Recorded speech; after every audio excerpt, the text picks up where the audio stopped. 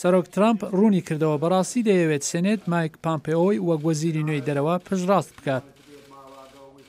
پێم وایە مایک پامپێۆ دەبێتە یەکێک لە هەرە وەزیرە مەزنەکانی دەرەوە و بە هەر حاڵ ئەو تازە کوریای باکووری جێهێشت.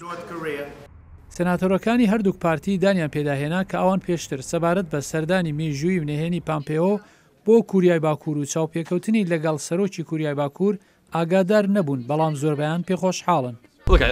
چاو لێ بکەن ئەمە گرنگی بەربژارکردنی پامپێۆ وەک وەزیر دەرەوە نیشان دەدات. کەسانێک دەیانێت بە هەڵبژاردننی ئەو یاری بە سیاسەت بکەن، بەڵام دەبینی کە ئەو بە قوڵی تێکەڵای یەکێک لە هەرە توێژەکانی پایبەرزی وڵاتەکە هەرگیز پێشتر لەگەڵ دیکتاتۆرێک نەکراوە کە بە چەکای ناوەکی خۆی هەڕەشە ئەمریکا بکات. بەبیستنی زۆر پێخۆشحاڵ بووم. پێم وایە نابێت چاوەڕوانی زۆرت هەبێ، بەڵام پێشم وایە و توێژ کارێکی باشە، بۆیە کاتێ ئەوم بیست خۆشحاڵ. پێم وایە زۆربەی ئەندامان لە سینەت پێخۆشحاڵ دەبن کە ئێمە کەسانی لێوەشاوی ئەوەمان هەن کە لەگەڵ کوریای باکوور کۆبنەوە و پێک بێن. کارناسان دەڵێن پەیوەندی نزیکی پامپێۆ بە ترامپ وا دەکات لە نەخشی خۆیدا زۆر کاریگەر بێت. ئەوەندەی من بیبینم ئەو کەسێکە سەرۆک باوەڕی پێ هەیە بە پێچەوانی وەزیری پێشووی دەرەوە تێلرسن و بۆیە پێم وایە ئەمە ئەوە نیشان دەدات کە ئەمریکایەکان زۆر مسۆگەرن. ئەوە نیشان دەدات خەڵکی کۆریا سەبارەت بە ئەم ڕەوتە جددین.